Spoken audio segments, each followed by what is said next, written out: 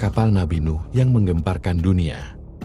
Kapal Nabi Nuh dipimpin oleh nahkoda tertua di dunia berusia 600 tahun. Kapal Nabi Nuh merupakan kapal terbesar di dunia. Kapal Nabi Nuh adalah angkutan laut pertama di dunia. Kapal Nabi Nuh merupakan kapal angkut bertingkat pertama di dunia.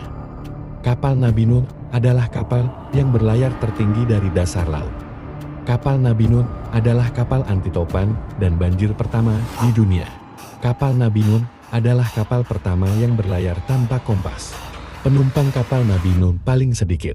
Kapal Nabi Nuh mengarungi banjir terlama di dunia selama 150 hari.